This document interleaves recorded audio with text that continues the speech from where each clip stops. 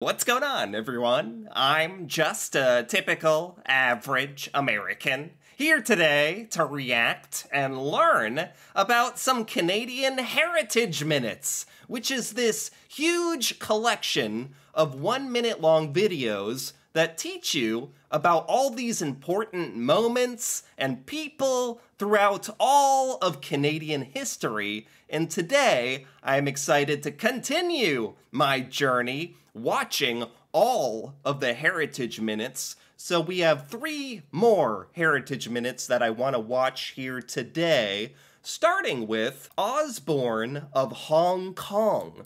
Of Hong Kong, what a title. So is this some part of Canadian history that happened in China, I'm guessing? And who is Osborn exactly? Sergeant Major Osborn of Winnipeg protects his company by throwing himself on a live grenade during the Battle of Hong Kong. What is the Battle of Hong Kong? I don't know if that's more important right now, or maybe I should re-emphasize this again. He protected his company by hurling himself onto a grenade. It's crazy because this is not even the first Heritage Minute about a Canadian doing some kind of act of complete selflessness and protecting the people around him. There have been other stories like that as well. Canadians are just something else, I tell you. Especially with some of these war stories. Oh my god. And it's really quite nice and special that these stories kind of live on. 'Cause oh my god, what an incredible act of self-sacrifice. I can't even imagine. Even like thinking about in the moment when a grenade is thrown at you, God forbid you're ever in that situation, but if you're Osborn and you're in that situation, you only have like a second or two to really react, right? It happens very quickly. So his split-second reaction was not to run away and self-preservation, but it was actually self-sacrifice. This is pretty amazing story. Okay, Battle of Hong Kong, once again. I don't know what that is. Do we have any more info on this? I've actually never heard of the Battle of Hong Kong. Were Canadians, like, engaged in a war? It's the Second World War. Okay. Osborn's heroic act was the first to earn a Canadian the Victoria Cross, highest award for bravery among troops of the British Empire. So this Canadian soldier was fighting alongside British soldiers, by the sound of it, during the Second World War, and he earned a British award, actually, the Victoria Cross, which I think I've heard of. There he is. Okay. Second World War. The Winnipeg Grenadiers were mobilized and performed garrison duties in Jamaica. Then, at the request of the British government, they sailed from Vancouver to Hong Kong, along with Quebec's Royal Rifles of Canada, to create the 2,000-man strong Sea Force, an ill-conceived attempt to reinforce the British garrison. Ill-conceived? This was an ill-conceived attempt, which sounds bad. It sounds like it was poorly configured or not smart to even try to engage in this, or does that mean this mission ended badly? Anyway, I think that's a good enough background right there. Let's take a look at the Heritage Minute, Osborn of Hong Kong. Listen, they never sent us any bloody jeeps, never mind artillery. Oh. Stop the Japs. Oh my god. The Japs are all over us. Oh my, so I'm trying to, I don't know, using the context clues, and as much as I can tell, if that's Osborn, he's talking to someone on the other line about how ill-equipped they are for this battle. So maybe that's what it meant by, like, saying that this was an ill-conceived attempt at kind of protecting or defending this location. Anyway, it's obviously going very badly because their doors are exploding and their windows are exploding, and that's usually a bad sign. Going outside now before they burn the place down. Come on, lads! Osborn, give us some cover! Oh Sir! my... He's down, sir! Lawson's down! So's Hennessy! All right, fix bayonets! Wait a minute, was that Osborn? Where did that guy just go? Wait, I thought that was Osborn. He just booked it. He just ran out? I'm afraid that he might have just, like, ran out the door and died, which probably means he's not our main character here, Osborn. Our main character. I'm acting like this is a movie or something, or fiction. This actually happened, which is important to recognize. Cover! Sir! He's down, sir! Lawson's down! So's Hennessy! All right, fix bayonets! Oh my god. We move out of my orders! There it is! Oh my god, grenade! Grenade! Grenade!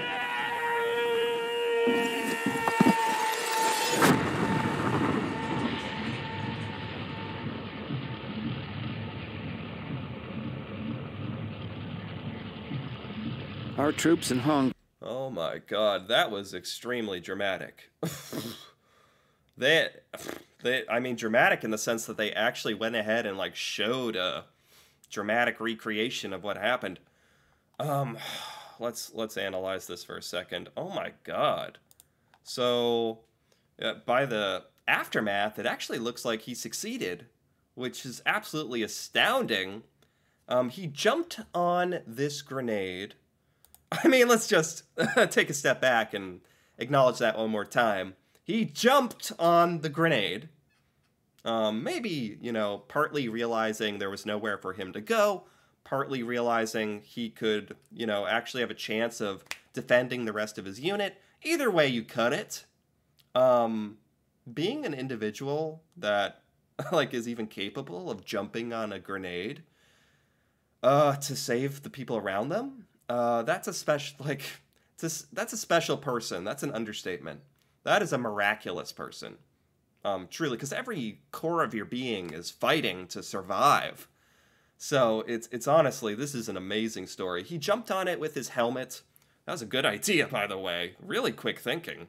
I don't know if this is exactly how it happened. He jumped on it with his helmet, and it blew up his helmet, and it blew him up.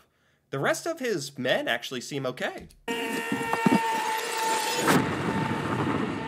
Oh my god. Yeah, the rest of them actually seem fine. Man, they Our must troops have... in Hong Kong were the first Canadians to see combat in the Second World War, and the war's first Victoria Cross for Canada was awarded posthumously to Sergeant Major John Osborn of Winnipeg. Of Winnipeg.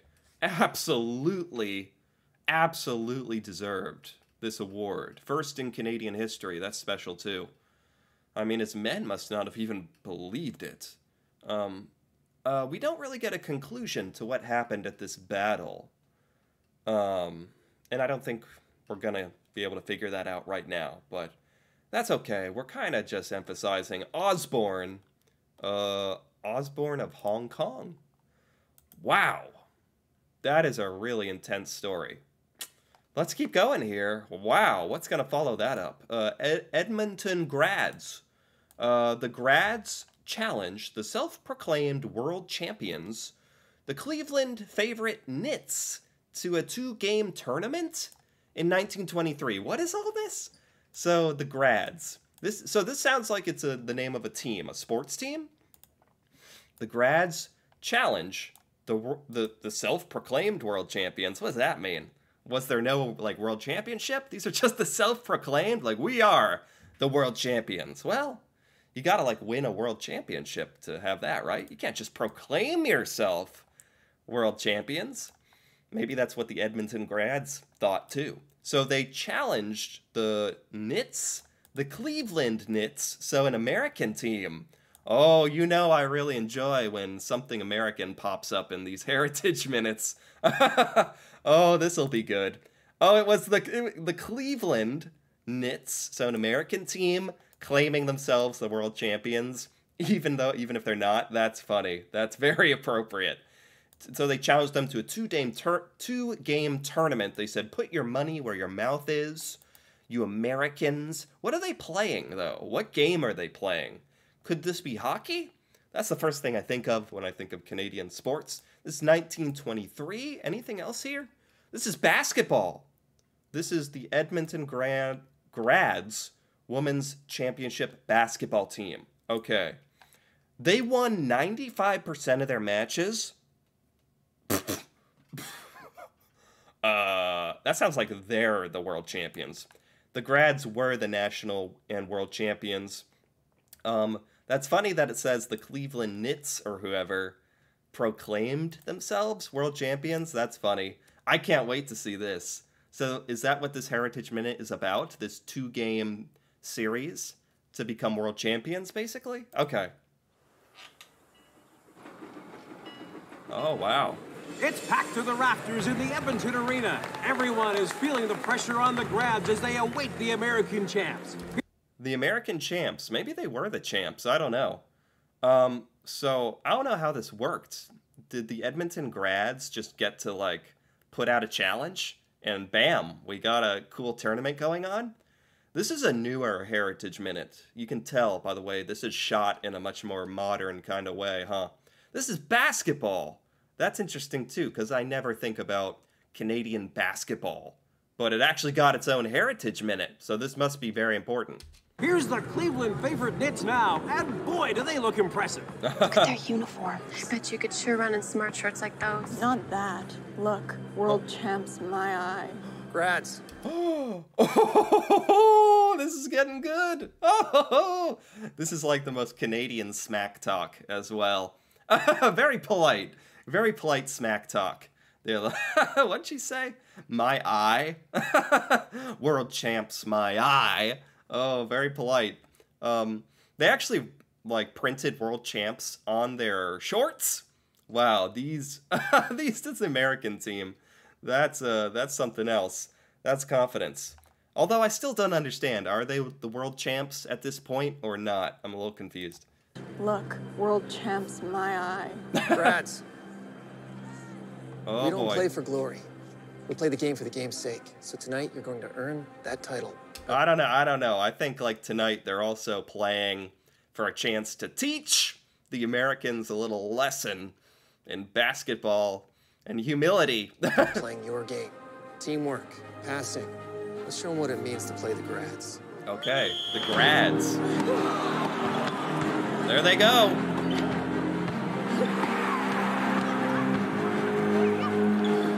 Oh, they got ball movement.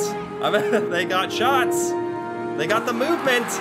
And us nothing but net. I just wanted to do my chance at commentating a basketball game.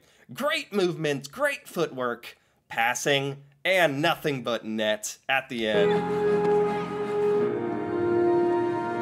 Right in their face. The Edmonton Grads were champions for 25 years. Wow. The record of 502 wins and only 20 losses is unmatched in all of sport. Oh my God. I don't know when this took place in the Edmonton Grads' career. So did they end up winning this series? I assume they ended up winning this tournament. And then they went on to win 95% of all the matches they ever played ever. That's insane. That's actually crazy. Okay, Edmonton Grads. Oh my God, is that just like, so that's literally like, is that the best basketball team record ever? If you think about it. That's cool. That's why I really enjoy learning about these Heritage Minutes. Like, some of this stuff I feel like I would never know, and it's so, like, important, actually. Really big parts of not just even Canadian history, but just, like, world history and stuff. So with that being said, let's look at one more here. Joseph Tyrrell, a Canadian geologist, makes an astounding discovery of dinosaur bones in Alberta. Alberta Badlands, 1884. Dinosaurs in Canada? Really? Oh my, imagine just being an archaeologist or geologist, like 200 years ago, 150 years ago. And you're just, riding around Canada on your horse, and you just find like a Tyrannosaurus Rex in the ground. You would never know that 150 years later, some American guy would be reacting to it on the internet. You wouldn't even know what YouTube is, but who cares? You found a dinosaur. What else? This is a geologist, explorer, historian. Died in 1957. Not all that long ago. Like, that's like sort of, you know, touching on modern history. This person, Joseph Tyrrell, it died in 57. Wow. Explored the vast areas of western and northern Canada. Anything else here? I think that's a pretty good backstory. Let's jump into the Heritage Minute here. This is Joseph Tyrrell. He's gonna discover dinosaurs in Alberta. Okay, I was not expecting this.